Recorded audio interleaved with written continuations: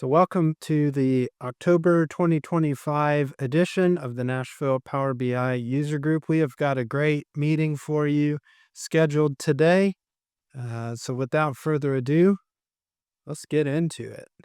First of all, just wanted to say thank you to all of you uh, as we um, as we meet today. Um, it's really no secret at this point that we are trying out a new platform called Riverside. This is both a couple of reasons for this.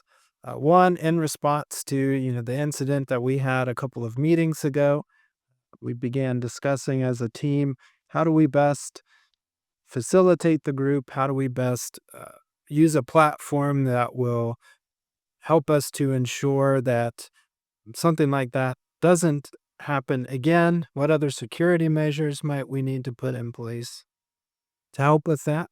And so this was one idea that we thought, well, let's try some different platforms. Let's experiment with some things, which we have done a lot of over the last couple of months. And big shout out to Jason Romans for helping us with those tests. And just looking for some different options. But the other part of it is too that we want to continue to bring really great content to the community, both in topic and presenters, which I feel like we've done a great job being able to provide a lot of different great speakers to you guys. But we also want to be able to provide high quality video content. And we at least between Michael, myself, and Sekou have all at different times thought some of the quality we were getting from Zoom had left us wanting.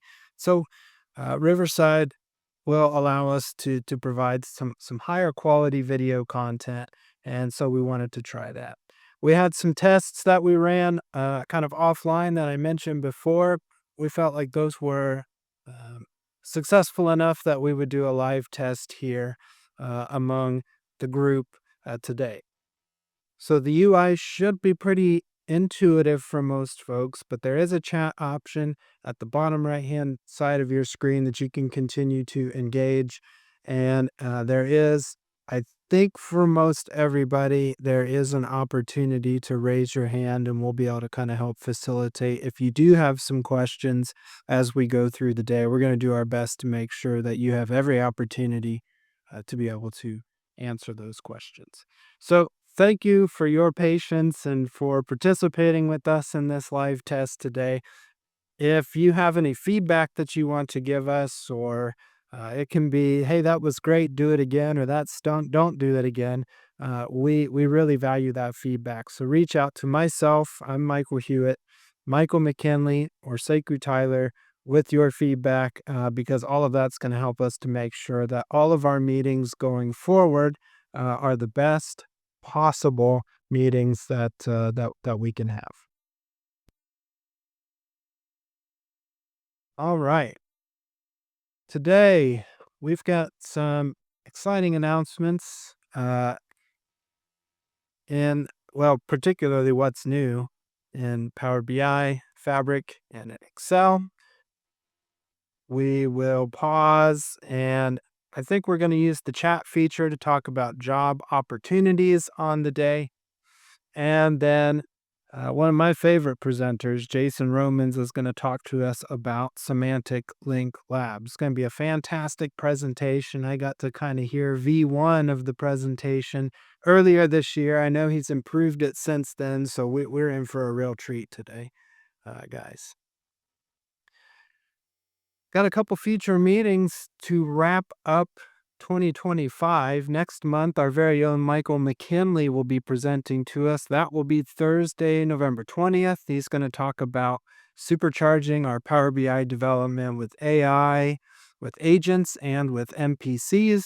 So that's going to be right back here, 11:30 a.m. Central Time. That will also be a virtual meeting. Then in December, all of the Nashville data user groups will be joining together for the what I'll term now as the annual holiday social. That is going to be an in-person gathering, but it's looking like that date it will be Wednesday, December 10th. More details to be announced on that in the coming days. But you can pencil that in on your calendar if you're in the Nashville area and would like to join us for that. We are always looking for speakers on a wide variety of topics. Could be Power BI, could be Fabric. If you're interested in speaking, you can visit our Sessionize page. And again, if you're a new speaker or want some coaching on that, please reach out to Seiku, to myself, to Michael, because we're always glad to help you kind of get that thing that you're an expert at in this Microsoft data stack. We want to help you get that out and share with our community. A couple of events coming up around the Nashville area here over the next month or so. The data science meetup is going to be on Monday, October 20th at 6 p.m., meeting at Tech Hill Commons in Nashville. Graham West is going to be sharing on reimagining the digital humanities with AI. So that should be a lot of fun to cover that topic. Nashville Data Nerds is always very active around the Nashville community. They've got their next breakfast scheduled at Fido in Hillsborough Village on Tuesday, October 21st. That'll be from 8:30 until 10. There's the URL if you'd like to register to attend that one. It's available on Meetup. There's a bit of a newer user group. It's not particularly Nashville, but I wanted to bring it to everybody's attention. It's called the Global Fabric Viz Design Hub Meetup. And this meetup tends to be, it looks like it's more of a quarterly meetup, but it's really intended to bring Fabric users all across the globe, in particular folks who have an interest in kind of visual design, kind of the UI, UX, visualization, all that good stuff. The next meeting will be on October 21st. That is going to be at 10 a.m. Central Time. It is an online event, and Mariska Van Kahn is going to be talking about design intelligence and giving us 5 steps to visualize with human impact. Should be a really, really interesting meetup. You can also find this event on Meetup.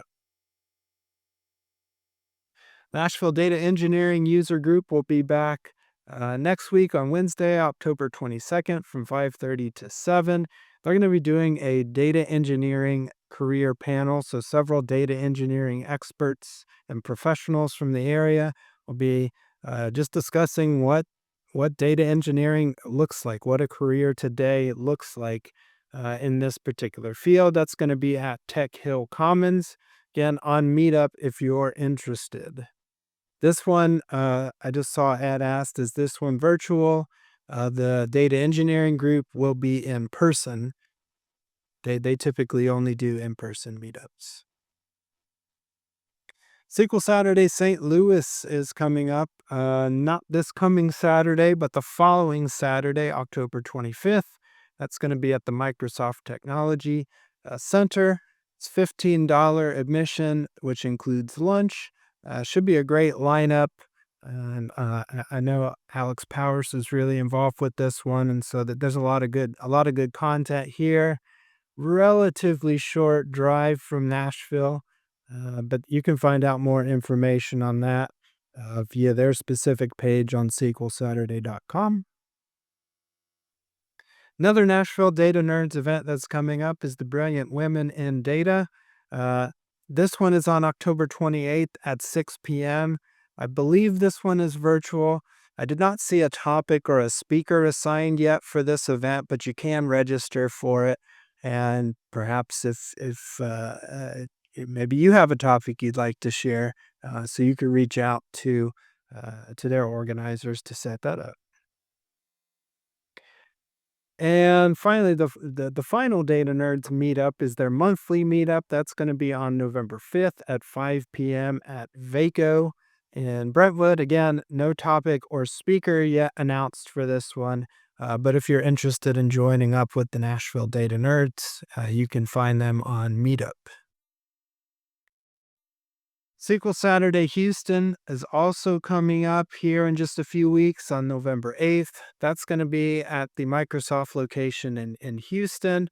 Their lunch is $17.85 if you want to attend and have lunch with them. This looks like another great event as well. I know there's going to be several great speakers, a lot of good content at this one. You can also find more information on this one at SQLSaturday.com. Jason, were you going to this one? Not this one. I'm going to St. Louis. Not this one. Okay, I couldn't remember if you were or not. Pass Data Community Summit is still ahead of us on November 17 to 21. It's at the Seattle Convention Center in Seattle. Looks like tickets are still available for this one. So if you've got some interest in gathering with a lot of folks, particularly with interest in SQL Server and more a little more in that vein than say the Fabric vein. This would be a great conference for you. PassDataCommunitySummit.com will give you more information on that one. And I know we're all in the Nashville area very excited to have DataTune return. This conference launched in 2024. Took a year off in 2025, but so glad to have it back in 2026. So mark your calendars, March 6th and 7th. This one's going to be at Belmont University, and the call for speakers on this one is currently open and will remain open until November 15th. So if you want to come present and be a part of this broad conference, I say broad in the best possible way, uh, then submit your abstract. This is not just a conference that focuses on the Microsoft data stack, but this conference focuses on really all different areas of data, all different platforms, all different tools. So it's a really great one to come to and join with a very broad data community. But there's a lot of different things you can learn at this one. A lot of fun. To learn more about it, datatuneconf.com. And we can't help but start talking about probably the biggest conference in our particular space, FabCon. So the Fabric Community Conference will be March 16 to 20. That is 2026, obviously. That's going to be this year at the Georgia World Congress Center in Atlanta. So even more excited about this one, that it is not in Vegas again.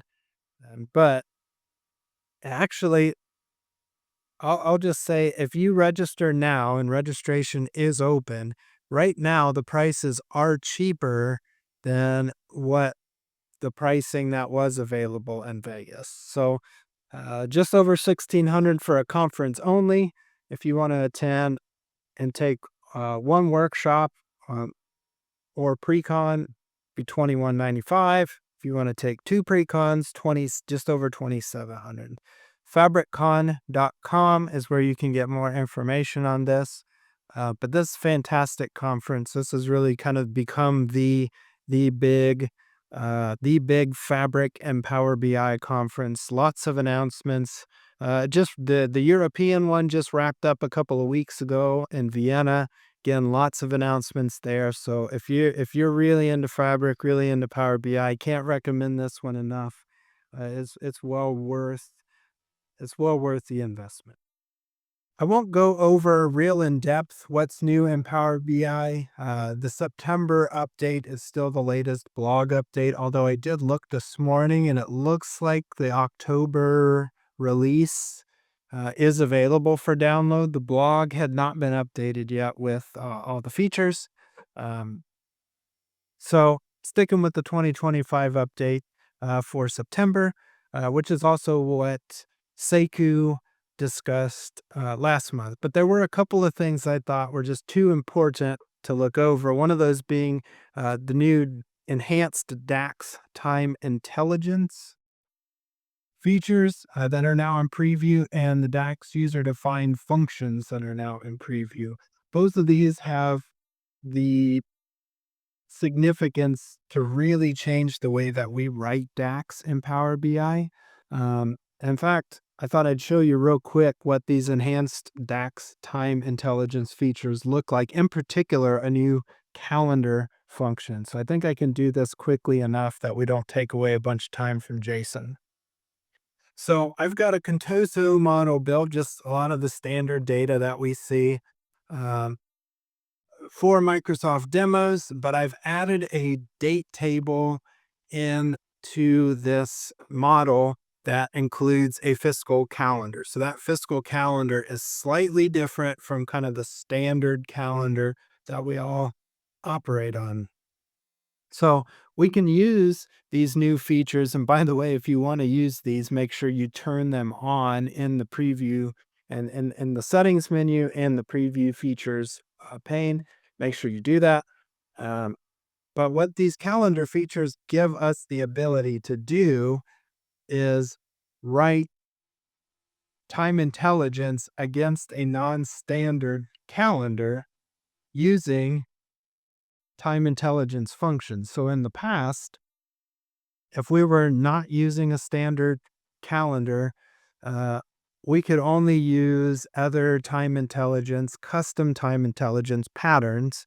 A lot of times we would hear we would hear the Rob Colley phrase, "the greatest formula in the world." So we had to implement custom patterns to do year to date or month to date kind of calculations, but that is no more.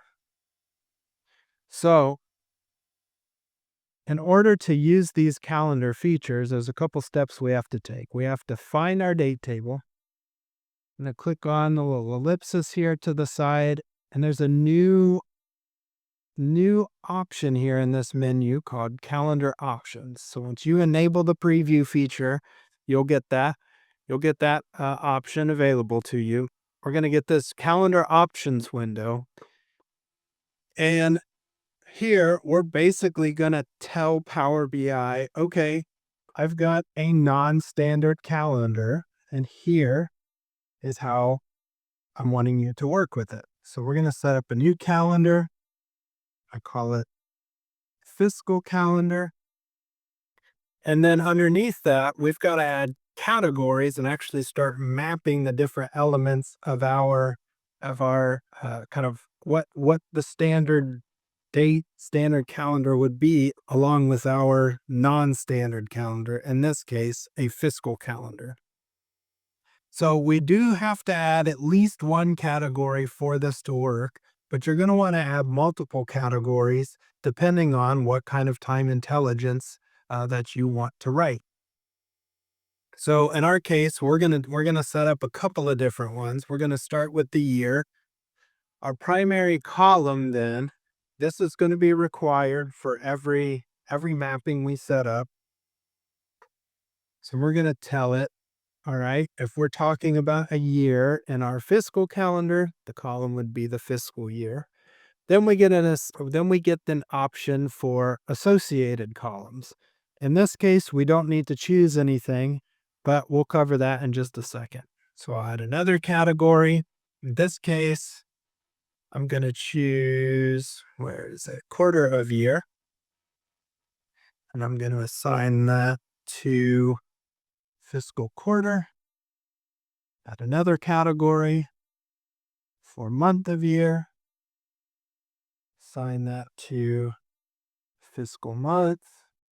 Here, I am going to choose associated columns because typically when we build out date tables, we don't typically report on, January being 1, February being 2. We like to use the names. And so that's where these associated columns come in.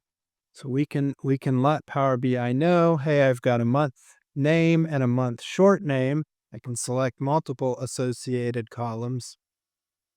So that way it knows if we're writing time intelligence and then we visualize with either that month name or that month short name, it knows that all of those columns are all related to each other and gives us the correct results in our visuals. And the last category I'm going to add then is just the week. And we need fiscal week of year. So we might complete our mapping something like that. Now you've probably noticed that in the categories, there are sometimes quarter or quarter of year, month of year. That really, you want to look at the documentation more on those, um, because you're going to choose one over the other depending on what kind of data you're working with. So, like with quarter of year, if your column has data that says Q1, then you might want to use quarter of year, where quarter would just be if you just have the integers 1, 2, 3, and 4 segmenting your calendar. So make sure you reference the documentation to pick the correct one. We can also then validate to make sure our mappings are good. I've tested these before, so I know they all work. So our calendar is valid. If it does not validate, it will not let us save our new calendar. So you definitely, um, if you definitely want to validate before you try this. So we'll save and close. Now we've got a new fiscal calendar. We could define several other calendars if we have other calendars or other things that our organization runs on. We have the flexibility now to implement those calendars um, across one date table. All right. So I've got a sales table here, and I kind of set up already kind of typically what we would think of when we're looking at, say, in this case, analyzing quality by year and month. We might write a month-to-date calculation with the total month-to-date, our measure, and then referencing the date column from our date table. Same kind of thing if we were writing year-to-date calculations. But with this calendar feature, we can write very, very similar calculations against our fiscal calendar. So I'll do that here.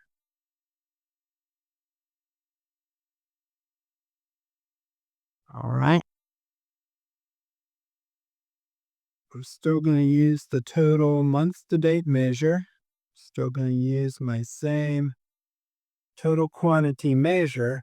But here, rather than pointing to the date column from our date table, I'm actually just going to start to type in the word fiscal. Notice right here that there's a new icon that appears, looks like a little calendar, and then references the fiscal calendar that we just finished configuring. So I'm going to choose fiscal calendar, close out my measure. Now I've got a month to date fiscal calculation. So over here in this right matrix, I set it up using our fiscal year, our fiscal month. So if I drop that month to date in there, let me format that. Never mind. No, there we go. Make it easier to read. You can see that we are getting values related to each fiscal month in this case. Where we really see it shine, though, I think is if we do one more, write a year to date.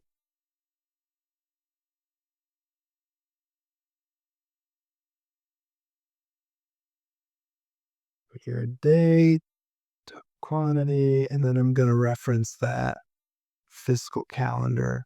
Yeah. All right. Helps when I select the right measure, the right visual to drop it in. So you can see much easier to write calculations against our fiscal calendar rather than trying to, all right, fiscal month less than or equal to max, fiscal month and doing all of that.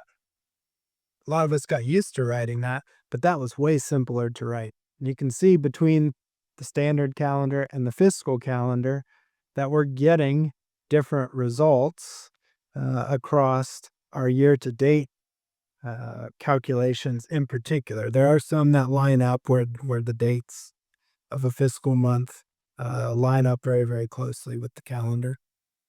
But that was way simpler, way simpler than what we used to do. And I think we're going to start to see better performance out of that. So uh, I kind of see a talk coming on this in the days to come. So that's enough about that.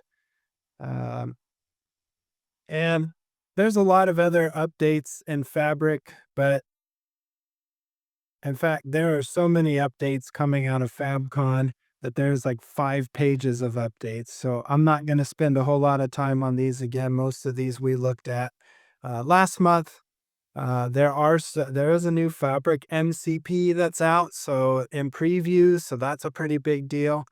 But one of the things that really stuck out to me with all these different updates were thinking when Fabric came out, if they put the same resources that Microsoft they have put behind Power BI, then this product is going to grow rapidly. And I think all of these updates that have just been released are proof that those resources are being put to good use.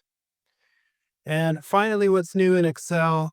I thought it was worth noting that Excel just went over the hill. It is 40 years old. That is hard to believe. So happy birthday, Excel. Um, Lots of cool stuff going on still there with Copilot. It's still a very viable tool. But that is enough from me for one day. Jason, let's send it over to you and tell us more about Semantic Link Labs. Hello, everyone. So I'm gonna do my presentation on Semantic Link Labs in kind of based on the time we have. I think we'll be able to get in and we'll actually be able to see how you get started, how you get to a place where you can start to see the power with this. And this is supposed to be an intro session. This is not a level 500. We assume you know everything about it in notebooks, and we're just going to use one notebook and go and dig into things. This really is to get you to a place where you can start using this and get past a lot of the obstacles I ran into that almost made me just stop going further. So this is Semantic Link Labs, a link to the future. I'm Jason Romans. Just a little bit about me. The obvious thing at this point is I live in Nashville. It is a great community, and we have so many meetings, as you saw. By presenting and kind of writing and doing various things around the Microsoft platform. This year, I was lucky enough to be made a Microsoft MVP. So that's kind of something, I want to show that it is those investments you make in the community. And it doesn't just have to be Microsoft. It could be Tableau, Snowflake, whatever your passion is. There's rewards around that aren't monetary, that just helping other people and they benefit. Again, that's what this group's about too. So, kind of related to that, related to the MVP, related to career, related to presenting is I wouldn't be here if it weren't for those people that did pull me up, that helped me, that I learned from their sessions, that just people have reached out about various things that I need help with. One thing I want to point out is probably tomorrow, I will take everything that I've shown and I will put it up on my GitHub repo. And on my blog, thedaxshepherd.com, there is the link for presentations that goes to my GitHub repo. So why are we going on this journey? It will allow us to do things like administration. We can look at best practices. We can detect issues ahead of time. We can use existing and leverage those semantic models that have already been built. And because eventually you'll ask someone, how do I do this? And they'll be like, have you tried SymPy? And you're like, I don't know how having some pie is going to help, but I'm all for having apple pie, cherry pie, and I don't know how that's gonna help my issue. And they're like, no, stem pie. And you're like, I don't even understand what you're saying. So hopefully by the end of this, you'll be like, okay, I know what they're talking about. I even know how to get this. I can even see in advance things I can fix with this. And then you can ask, have you tried SymPy? So our journey is we'll have a quick intro, not going to spend too much time there. We'll look at notebooks because without looking at notebooks, you really can't go further with this. We'll look at semantic link, Semantic Link Labs, and already just the fact that there's two gets confusing. And then we'll conclude. The roots of this group is a Power BI group, and a lot of people still spend 90 or 100% of their time in Power BI that really don't touch Fabric. And so by the end of this, hopefully you'll see a lot of the benefits in Fabric. So like I said, this will be quick. We just want to know that there's the Microsoft Fabric architecture. So you need a Fabric capacity, whether that's a F2 that you spin up or you're using the trial, it doesn't matter. And then we're able to use what we've already built in Power BI. We built the semantic model. We did all this work. We can actually use semantic link and notebooks to get data, to evaluate data out of those models and those kind of, I'm going to call them artifacts too, that are there. And then you do have to kind of realize, okay, we're storing data in one lake and probably going to have a lake house, and I may learn more about it. In fact, this may be what gets me to learn more about things like lake houses. And then this one does get a little confusing for people because you kind of have this data at rest with Fabric, but then you have these different compute engines that can use that data. So again, we're going to leverage those Fabric notebooks. So if you have any knowledge of working with Jupyter notebooks, you're going to feel right at home. Things like Python, pandas, that is what the notebook is. And then being able to know about data frames and how to manipulate them is just going to help. We're going to look at notebooks. And this, I really do think there's a lot of confusion. If I talk about other things, like just looking at PySpark, a lot of people aren't even aware there's two types of notebooks. First of all, you can pick a language such as Python, Scala, Spark SQL, and then depending on what language you need to do it with, there may be a compute. So the benefit of Spark and like one of its selling points is that you can bring the language that you no longer have to do Scala that Spark was built with. You can do SQL and Python and everything else. And then relatively new, kind of still in preview, is this Python single node virtual machine that we'll look at. And then lastly, not really something we need to look at today, you can do T-SQL. So when you go to choose, I have a notebook, I create it, you have to pick what platform it's going to run on. Are you going to do stuff in Spark? Are you going to do a Python VM? And then again, not talking T-SQL. So those are different choices. So for Spark, we can pick one of those languages. Today we'll be looking at in Python, so what they call PySpark. Sorry. And then there's this thing, and I'll show it, that's basically just a Python only VM single node. It does not have Spark libraries or anything installed, so you're just using pure Python. Again, T-SQL Analytics, working with the warehouse, just another type of compute engine on top. So Microsoft has put this out, and this is relatively new. So I have this link. Again, I'll make all the slides available that you can go here and quickly say, hey, what's the difference between doing a Python notebook or Spark, and what is my use case? And there is a cool thing that I do highlight, that if you do a Python notebook, it now has DuckDB and polars and other things that are optimized for single node. So the type of compute for the notebook, we have that Spark-based cluster. I'm spinning up a pool of 8 machines or 16 machines. And then we have this relatively new thing where I'm just single node Python, set amount of cores, set amount of RAM. And then again, T-SQL Analytics, another workload. And then in the Python notebook, we can change that VM size. We can go in and we'll talk about this and do this command where you can change it to be a bigger VM. It is going to take longer to start up. You're going to use more capacity and stuff, but it is an option. And part of what's neat about the Python notebooks, just like the PySpark starter pool, is just how quickly it starts up and you're able to start doing Python.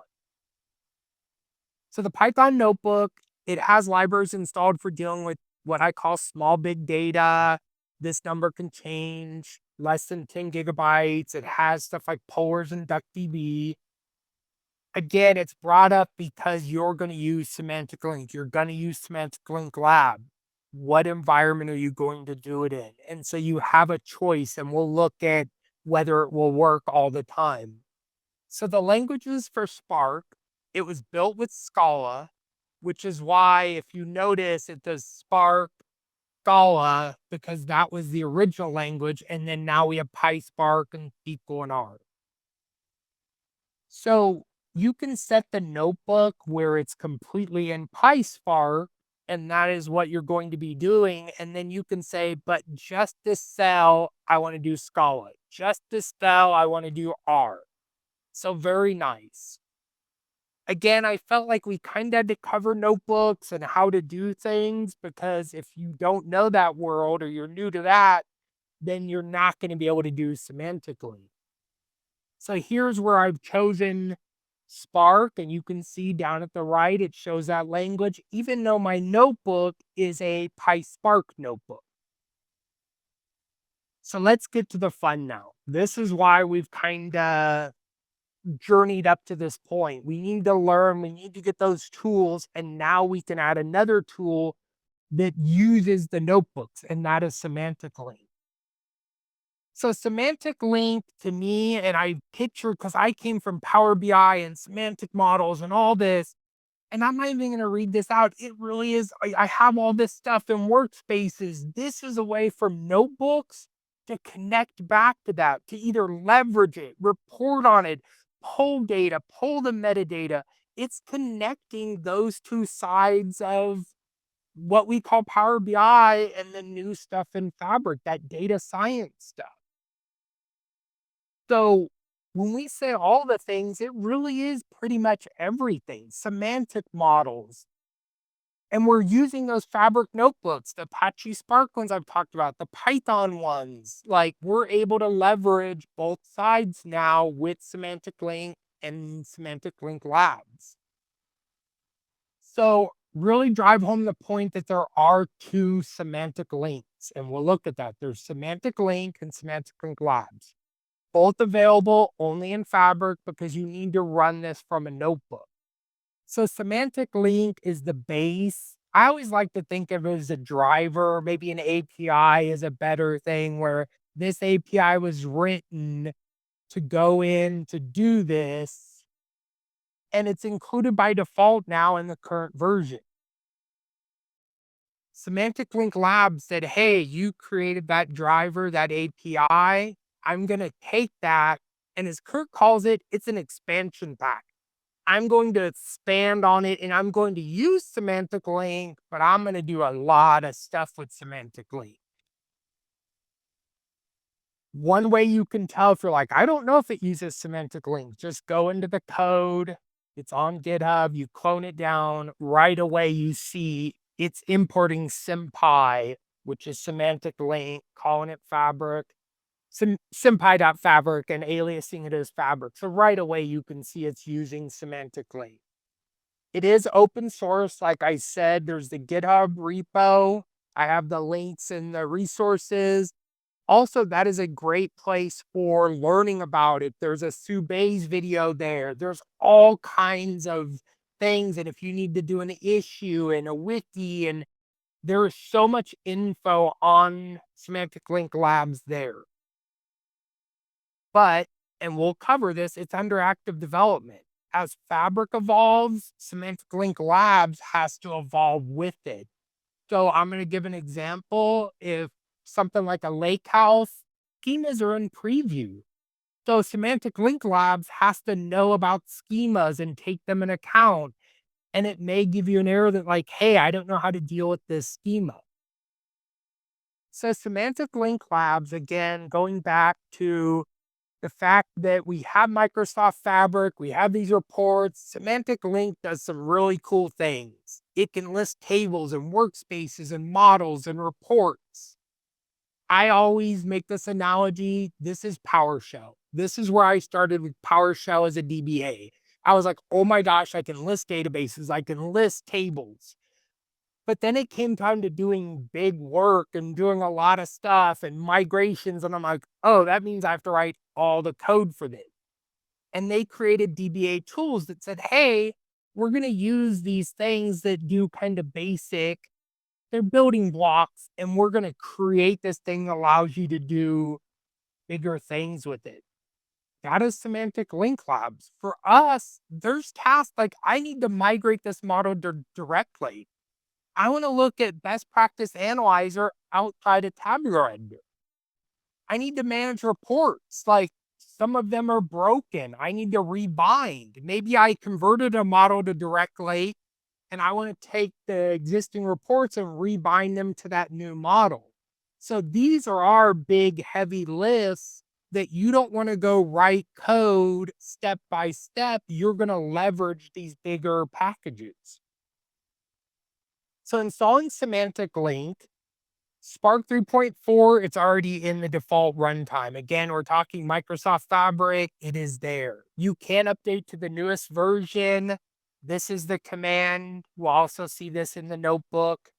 Anything below that, you need to install. The fact that it's now in the default, you can see this is something that's integral. They know people are going to use. It's there. So you can go and see what version of Spark you have. Again, I'll make these slides. For most people, you're just going to go ahead and start using this as is. You also can see what version of Semantic Link using a couple of commands. This kind of gives you a little more info and where to get more information on it. And then you need to import the module, and usually instead of typing out the full thing, give it something friendly like Fabric, so then it's fabric dot whatever you want to do. Again, this is all going to be done in a notebook, so just kind of learning that there's markdown mixed with code and how to work with it.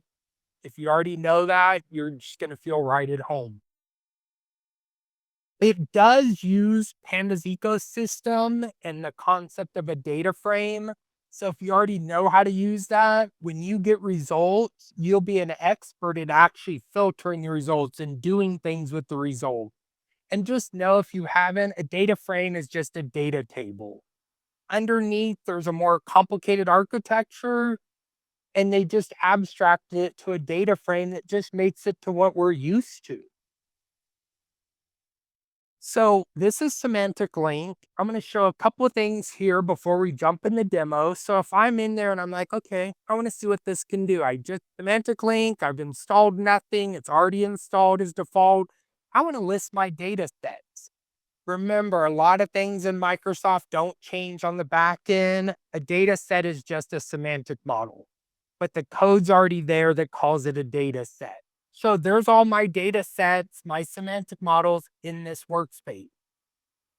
And then I want to list the tables in just one semantic model. Again, these are those very simple things, but I got excited when I saw this.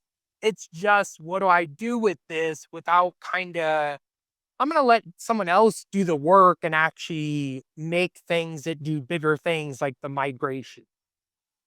And I know I keep driving that home because I just want you to know this is the kind of the starting point. And then when we get to labs, it's like, oh, this can do some crazy stuff. So we can list the workspaces.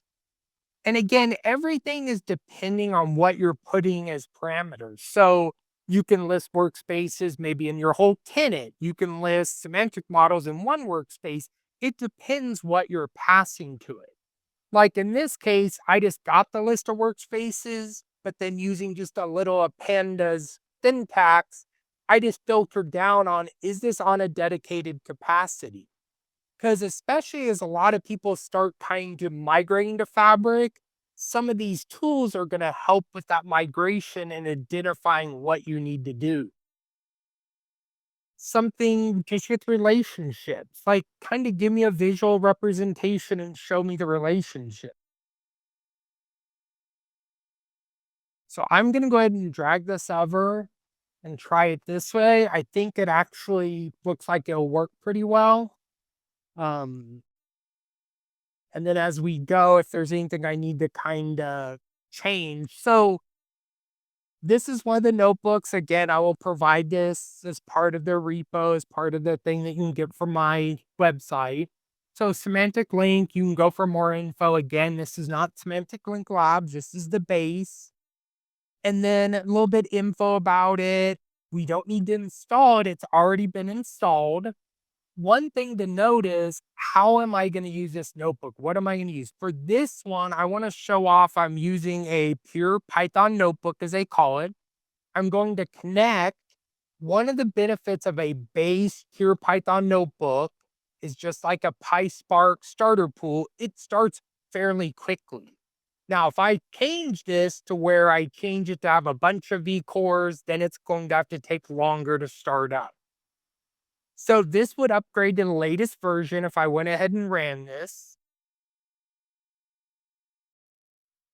But again, it's installed. We're good. We're not going to waste time on that. I could configure this VM so it's bigger. Again, going to take more time. And then just like I'm going to do in any kind of Python code, I want to import things, alias it, maybe only import certain methods or functions. So I'm going to go ahead and do that. And then this is running, so that one's 4 seconds. And then I'm going to do where I'm going to list these data sets, kind of what I showed in the slide. And then this is changed as I put more and more up in this workspace. There we go. These are the data sets that are there. And then I want to go ahead and list out the tables only for this one semantic model. There we go. And then I really like this, the list relationships, because it kind of shows you in table format. And again, this is the part where it's not really Semantic Link or Semantic Link Labs that is always displaying this data or what I see. Once I return this back to a data frame that I called relationships, it's up to me to figure out what I want to do with that. If I want to filter that data frame, if I want to display it, I want to print it, however I see it, that is going to be kind of up to your Python skills. And then we're going to go ahead and plot those relationships. And then this one's neat because it's not using the same semantic model. So we actually have more things returned. And at first I may be kind of confused, like, why do you return way more relationships? This is almost the exact same semantic model. If I plot it out, you can see all these hidden date tables. It's because on that one, sorry, I'm trying to shrink it. On that one, I actually have hidden date tables, auto date time turned on. And so you can see all that. It's kind of a nice visual. And then the last thing we'll show in this, because I do want to move on to Semantic Link Labs, is we're going to go ahead and run this magic command that allows us to do this, which is run the magic command for DAX. Really, this is probably a configuration command. And then we're running this where we can run DAX against a current model in the workspace with just normal DAX code. And there's the result. So that's running this DAX against that semantic model in this workspace. Again, if you want to do more with these functions, these base functions, it's like the PowerShell thing. You can get in there, just use these base. But Michael Kowalski, I think, is the one who really started this, said, hey, I'm going to do that. I'm going to build out all these ways of doing things using Semantic Link.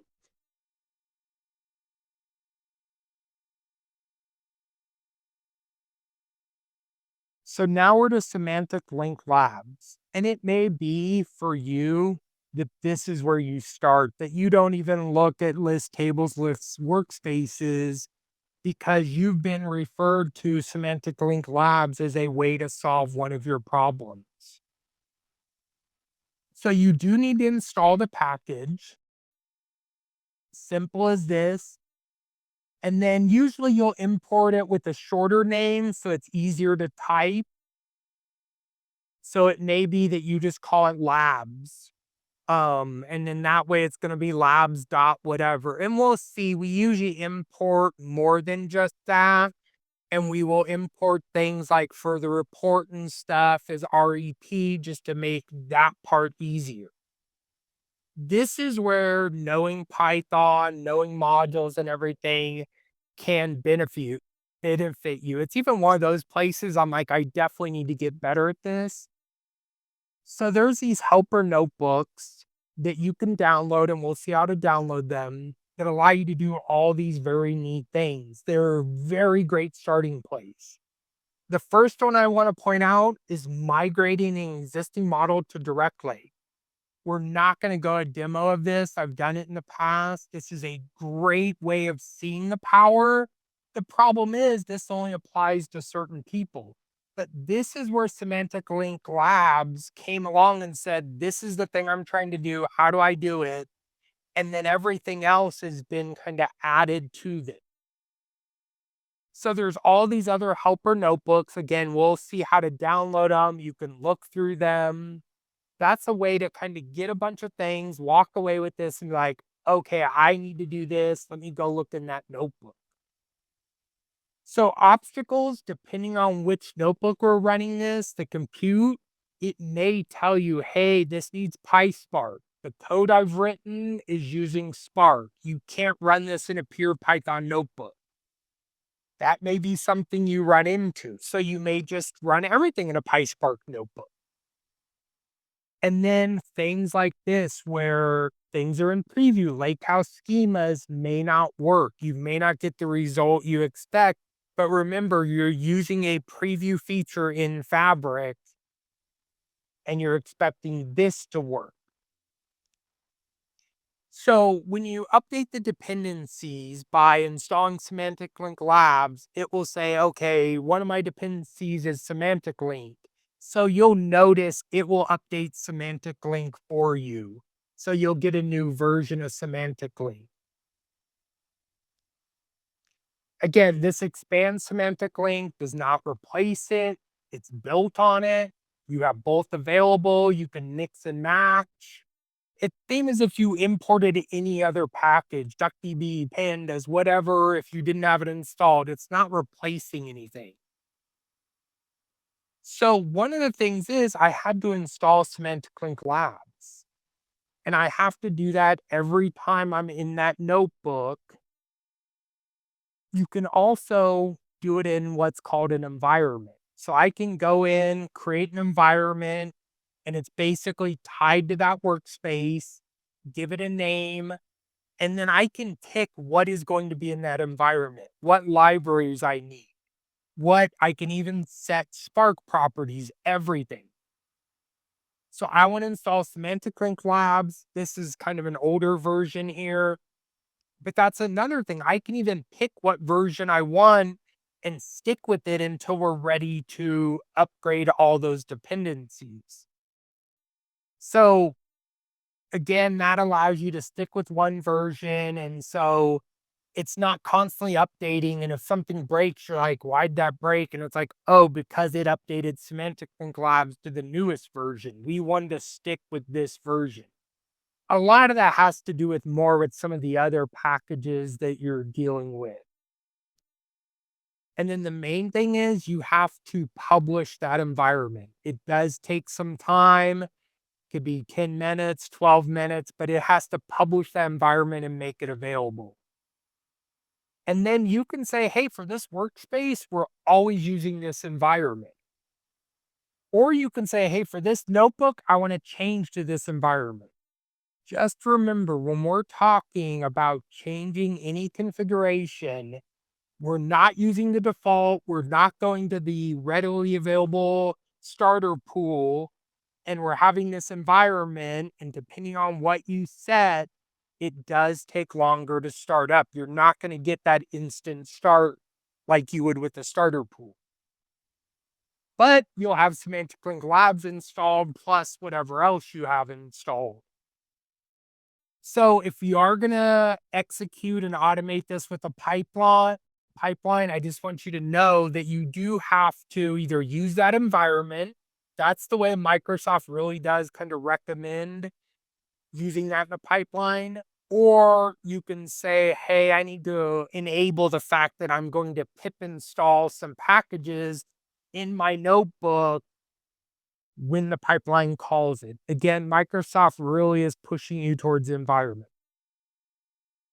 And that's where they talk about that.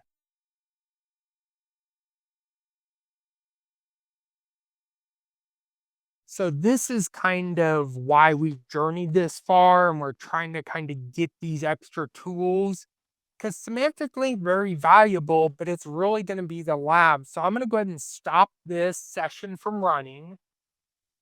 Because of doing live demos, I really should use the environment and use high concurrency, but that does take time.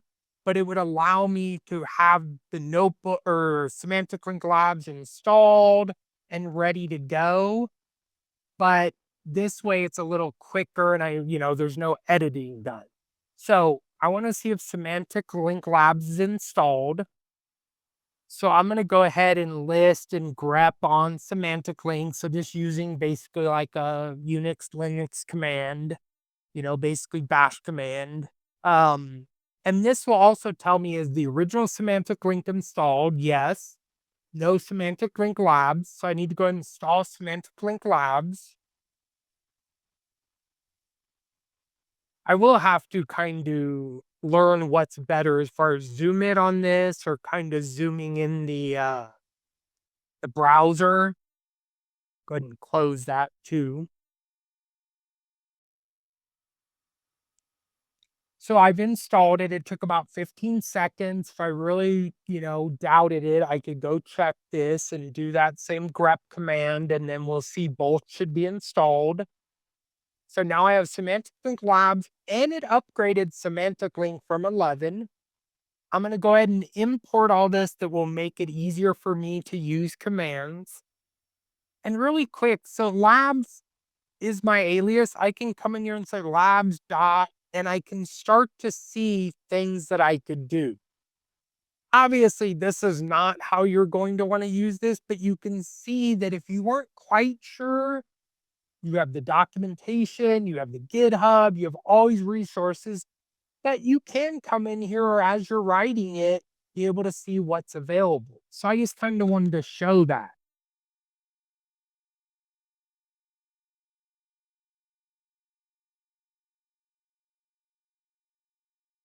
And then you can do things like that maybe for some reason you need to get the BIM file from this semantic model. So I can go ahead and run this. It will save the file. And this is where I think it's neat because now we're saying, okay, I have notebooks, but I also have one lake and lake houses. And guess where I'm going to save that file to? It's going to actually save it in your lake house right there. So if I needed this BIM file, I need to export this, I need to open up in Tabulator, I was doing something else with it, you're able to get things out of those semantic models and do things. And again, I like it because it's a interaction between the notebook and the lake house.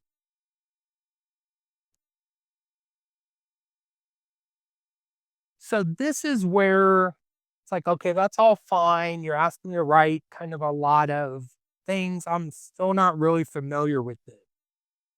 So this is where I think Michael Kowalski's brilliant in that he has these helper notebooks.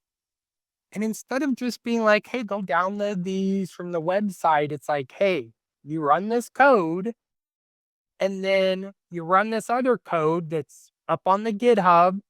The only thing I changed is what workspace I want these to land in. If I kept it none, it would use the default. The other thing I changed, and we'll talk about this, is I said, hey, put them in this folder so they're all in one place.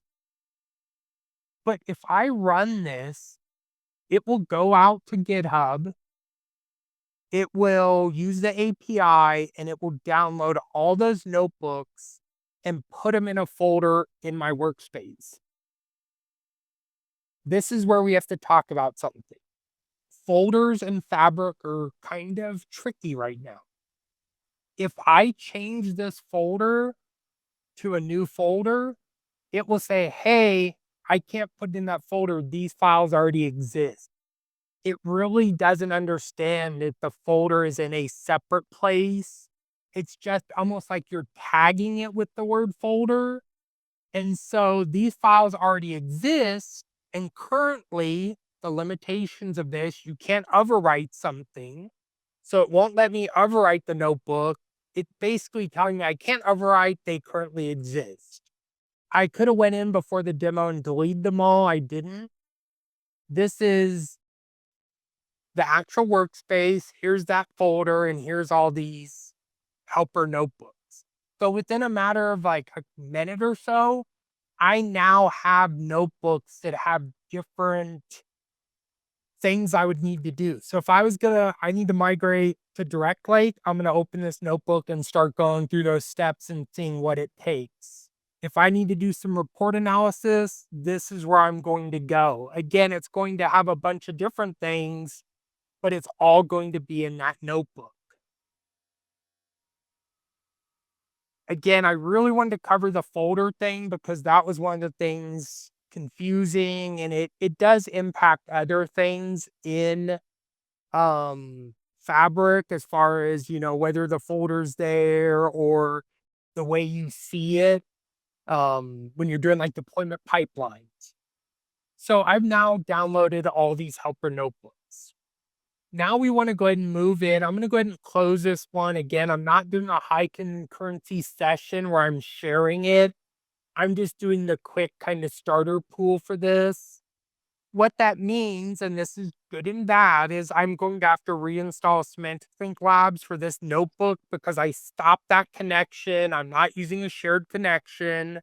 I'm not using the environment. I'm not using all these other tools that would make this easier. Again, part of it because of the time, because using the high concurrency, I would almost have to start it up off screen and then bring it over. So we're going to go ahead and install Semantic Link Labs. Not going to show you it actually installed this time. So it's running, starting up that, installed. I'm going to import the library and the necessary packages. So for this example, I'm using the data set. Not going to lie, this pretty much is Contoso 10K. It would take a lot of work to make Zelda specific data. So another thing I brought up is schemas. We have to watch out because if we're using a lake house that has a schema, then some things will not work, which is why I have this no schema lake house. So I can run it against both.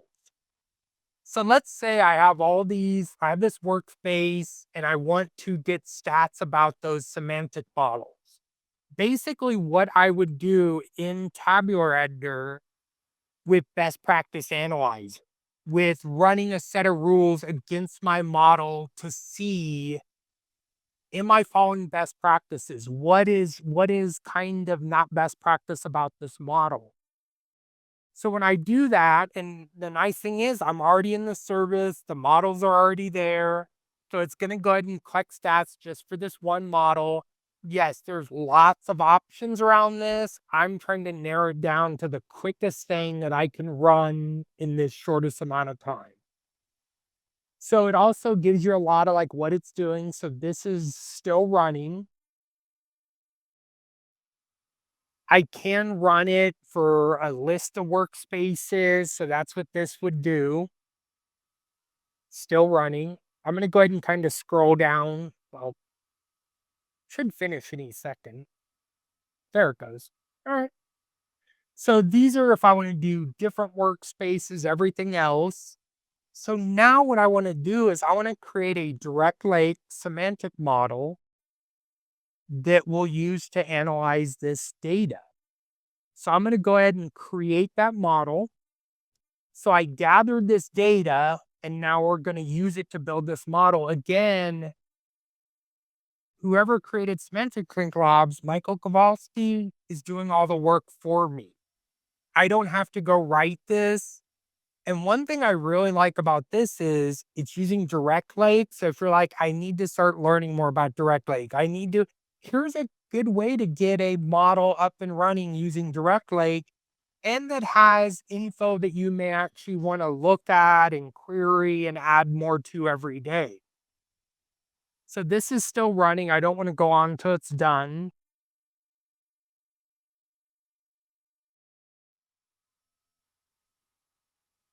And then what we're going to do next is we're going to go ahead and build that report that sits on top. Again, basically one line of code will create the report. Now, yes, you could want to go and change it. You create your own report, but just in one line of code, refreshed, everything's good, we're able to create that report. It will again default to this workspace, everything I'm doing here. It created it. I'm going to go ahead and go out to this workspace. And by the way, I am using the new fabric navigation with all the tabs for the notebooks. That is a game changer. Oh, I'm in that folder. So I do not want to be in that folder. So model BPA, this was just created, this report.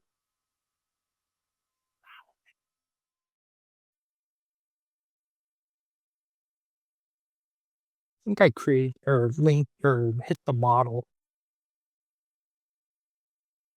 Yes, I did.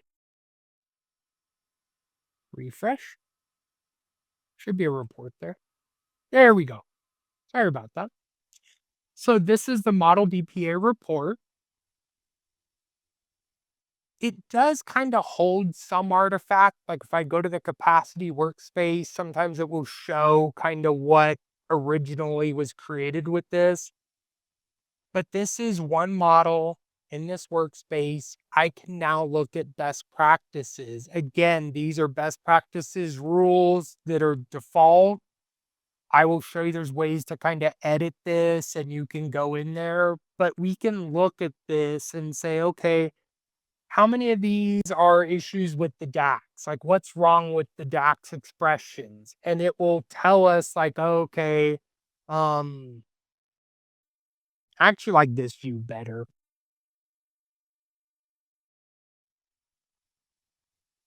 Go with error. So this DAX expression, it has to do with column references should be fully qualified. And then go through warning, or the biggest one would be performance, because that's usually where we get into filtering by the full table and other things. So this really does kind of show you up in here, I can run best practice analyzer. I got this up and running very quickly. Another option is tabular editor. You use it with, the models you're connected to. I think that's a good kind of thing for that one. We could spend almost all day or an hour just in the best practice analyzer. Sorry. So I am going to go ahead and open up report analysis. So again, because I'm not sharing a session, I'm going to go ahead and start this one real quick.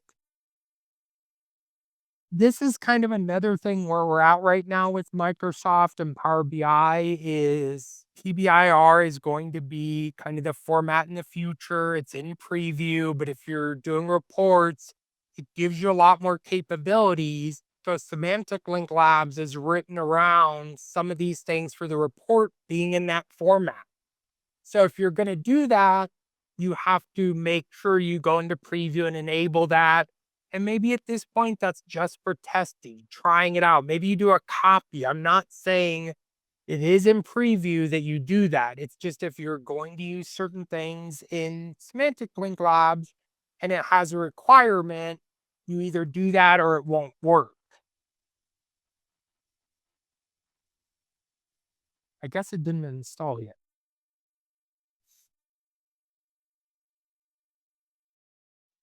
And there is a lot more to this. part of this is kind of getting that journey, getting kind of knowing what the tools were, what we're going to do, what notebooks are. Um, just going into this, and it really depends what your use case is. If you're only concerned about the reports, this is going to be the most important part. Whereas if you're concerned more about directly and seeing when things are refreshed or the cache and whether it's warm or not, all of that, you're really going to dive into those notebooks. So I have I'm going to set these parameters because I have kind of two different reports out there depending on what I'm trying to do. So one of the common things, especially if you create a direct lake model and you need to take all your reports and rebind them to that new semantic model, or somehow it broke, the semantic model got deleted, it was pointed to a different workspace, you can come in here and say, hey, I want to change that to where I'm taking this report called lost, and I'm going to rebind it to this semantic model called Heraldton K. So I'm taking that and rebinding it, and then I can say, okay, I do want to move it back. And one way that's kind of quick way to check is we can just kind of look at the report itself. But this is really powerful, whether you're going to change the underlying semantic model or this one actually it was broke and not pointing to anything. Another thing, especially if you're going into an environment you don't know and you're trying to change things, is being able to see the list of bookmarks. That what bookmarks are in this report that I may not know about that we have to compensate for. And so this shows those bookmarks. Again, everything is going to have kind of things that you can parameterize or pass. Another thing that could be kind of hidden is, are there report level measures that are just in that report and not in a semantic model? And you can even push these reports back, or sorry, these measures back to that semantic model using Semantic Link Labs, or it may be like, okay, no, we're gonna do it our normal way. I know they exist now. Now I can go in and add them to the model. Kind of a neat thing we saw with Semantic Link is just doing things like, okay, this measure, show me everything that depends on this measure. Yes, a tool like Tabular Editor, we can do the same thing. We can say, show me the measure dependencies for this, or something like Measure Killer. This doesn't replace anything. This is just another tool that allows you to do certain things. So I see my measure sales amount, red products, depends on these columns, this other measure. So if I was going to delete sales amount, guess what? I'm going to break this measure too. And then we did best practices for the model itself.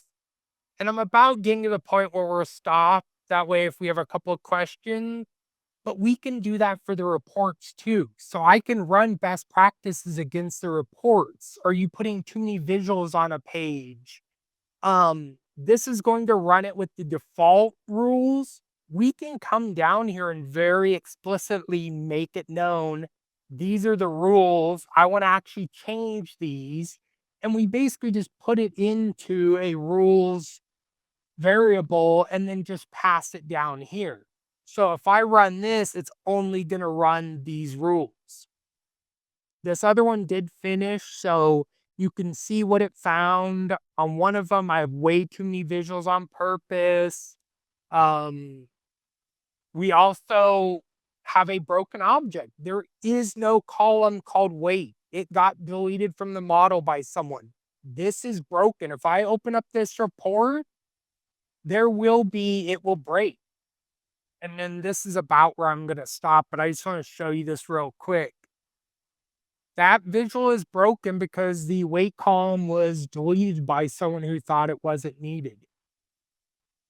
And I think that's a really good place to stop. I think the main thing is, if nothing else, downloading those helper notebooks and looking through them, or going to the GitHub repo for Semantic Link Labs, which I link. There's a video at Sube. and we'll introduce more things. So there's kind of a lot of info out there. I really like the helper notebooks because if you're trying to do things with capacity migration, this is the one you're going to open. This is the one you're going to start and read through and look how the notebooks are documented. But I think this is a good place to stop. And I will put this up tomorrow. And then, like I always say, oh, I will say with the demo, I'm gonna be honest here. I did not conclude, but I'm just gonna go to this has the resources. This is my contact info. And mainly if you want to connect on LinkedIn, anything, the blog is excellent or the website. Even if I don't write there, it has all my links, all my contact info. So connect on LinkedIn if you have questions, if there's something I can do, but I will put these up on my GitHub repo. That's great stuff, Jason. All right. Well, if nobody has anything else for Jason, well, we'll go ahead and wrap up the meeting. Yeah, again, great job, Jason. That is such a there's so much to cover there, and you do a good job of covering a lot of it in a short period of time. So thank you, thank you all to for joining in today. Yeah, any other feedback on today's meeting? Always glad to hear it. And don't forget, we've got meetings coming up in November and December that you can find on our meetup page. So thank you all, and we'll see you next time.